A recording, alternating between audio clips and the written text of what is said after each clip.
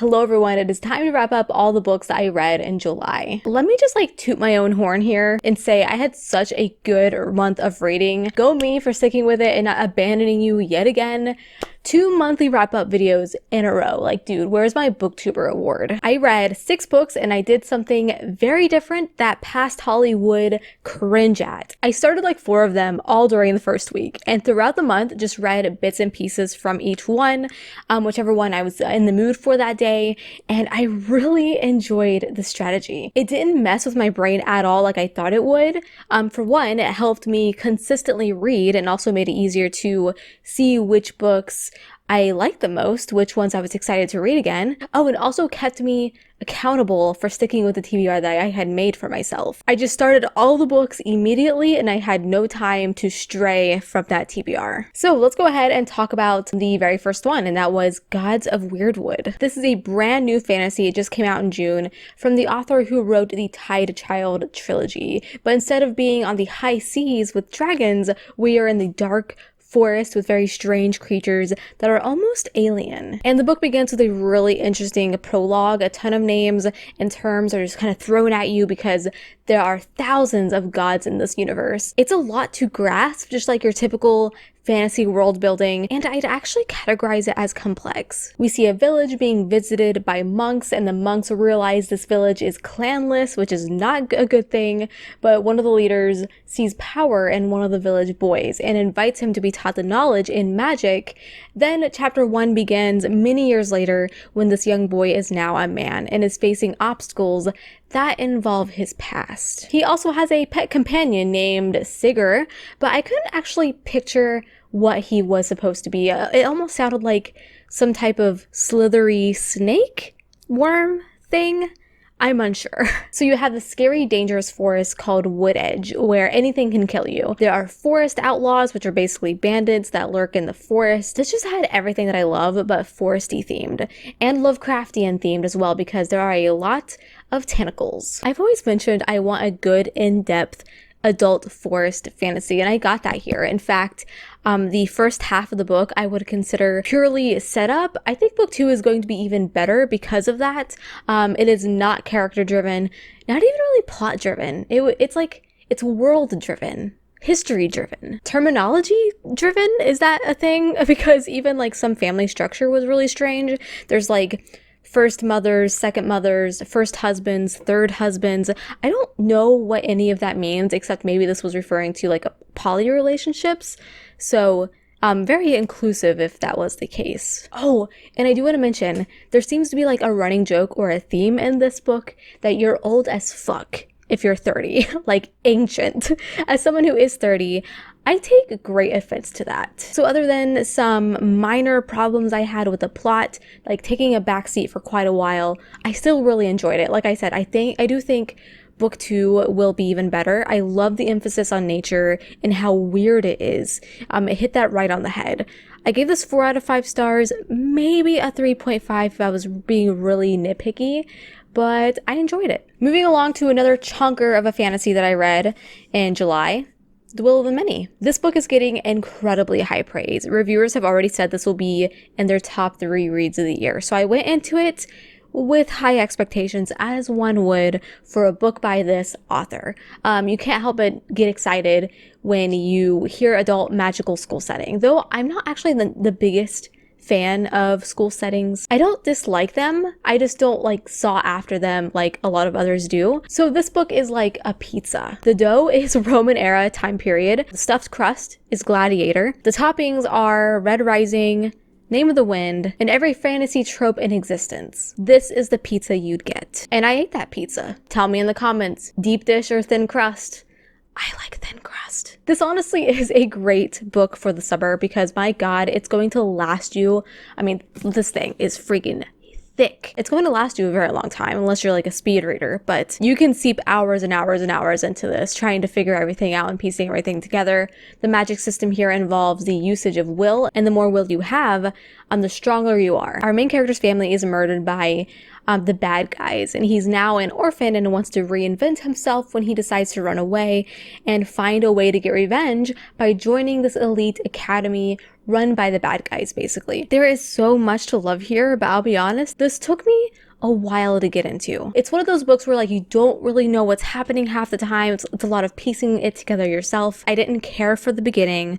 I loved the middle, and I didn't care for the ending. It's a book you need to like, where you need to reread some passages to fully comprehend the scene. Overall, I gave this 4 out of 5 stars. Again, maybe a 3.5 if I'm feeling real picky. I'm very indecisive lately with my ratings, but if you want a book that you're gonna seep hours into it, The Will of the Many will do just that. Then I read Cyberpunk 2077. This is a book that comes out in August, so it's now on your radar. Basically, if you've played the game, watched the TV show, and want more of it, this is perfect for you. It's like experiencing a new character perspective and story set in Night City with all of the shootouts and corpos and robots. Like, this is the perfect gift for someone who is a fan of Cyberpunk 2077. Now, unlike Ruination, which is a League of Legends novel that you can read and fully understand everything without having played League of Legends, I'm unsure if this would be as enjoyable for someone who hasn't played or watched Cyberpunk 2077. There are definitely some names, terms, and locations mentioned that might be confusing. In fact, I noticed a trend in reviews from people who are familiar with the world are rating it higher than people who have zero knowledge, which totally makes sense. But by all means, I still say give it a try. Maybe my short explanation will help you and you'll be all set to go. So it begins with a group of characters who are all mostly strangers to one another, and they are put on a mission for a client to take down a convoy truck that belongs to Militech, the main big bad company of this universe, because inside this truck is a very important large gray container. Now, all of these characters are your typical cyberpunk roster. Some have chrome arms, lasers that come out of their fingers, all the surgical cybernetic enhancements you can think of, and it also constantly switches perspectives between them all. I would also recommend this to people who like heist novels because it's basically one big heist for nearly 400 pages. Yes. Is it the best thing I've ever read? No. Was the cast of characters a little too big to really get to know them and connect with them individually? Yes. But I enjoyed my time here. I enjoyed the craziness, the cliche characters you can expect in a world like this. This book did exactly what it was meant to do. The author created a pure, guilty pleasure, fun read with all the fancy gun descriptions you can think of. I gave this 3 out of 5 stars. So after reading and loving The Adventures of Amina Al-Sarafi, I was like, yes, give me more pirates, and thankfully we were blessed with Dark Water Daughter by H.M. Long, who sent me this beautiful copy, and I appreciate that so much.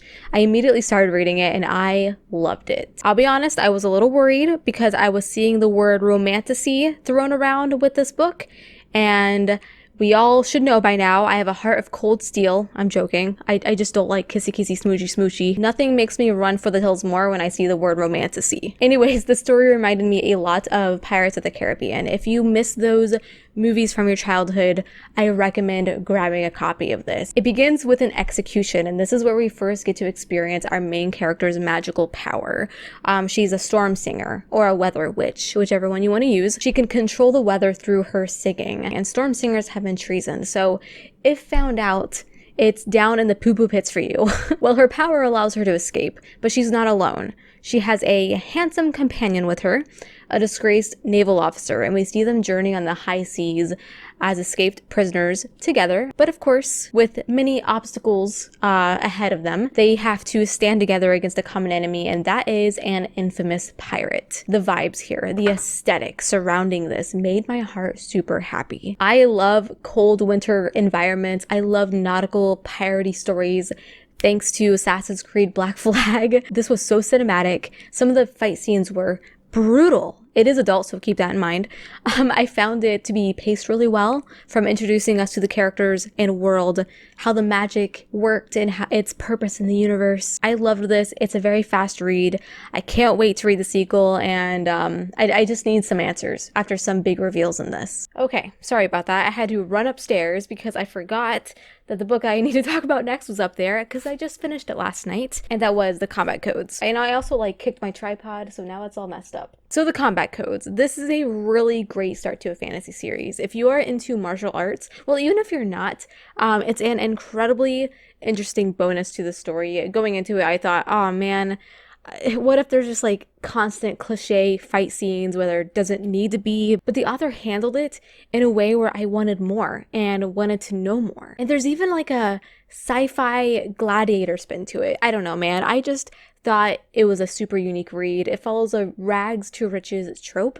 A young martial artist with a mysterious past who must fight his way into the world's most prestigious combat academy while he makes and has to rely on his new friends. So it also has like a school setting trope as well. I was really surprised by this. I enjoyed it so much. I recommend this one to anyone who might be bored with the oftentimes medieval chosen one kind of fantasy. They did recently reveal book 2, and that title and artwork has me super sus. But yeah, I gave this 4 out of 5 stars. Sorry, I'm trying to go through these last 2 books quickly because I feel like this video is long. Anyways, the next book, or the last book that I read, The Hunters. I should probably scoot over. This was one of my favorite reads of the month. It satisfied my Western fantasy cravings in ways that I can't even describe. We had this middle-aged woman living on a farm on the outskirts of the desert, and she lives with her 12-year-old niece. So this duo, and I mentioned this in my TBR, and I knew it was going to be this way, is like one of my favorite duos to read in fantasy. Anyways, they find themselves on the run from a very dangerous group of people.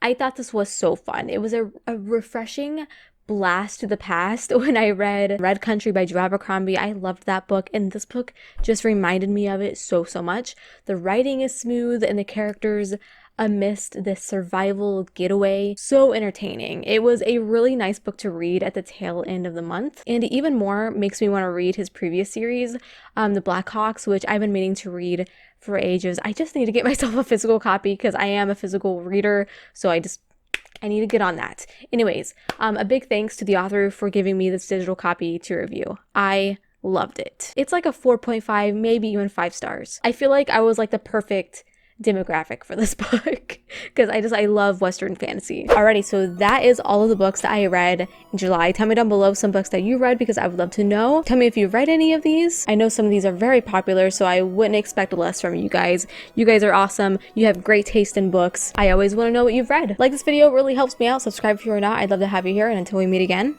happy reading.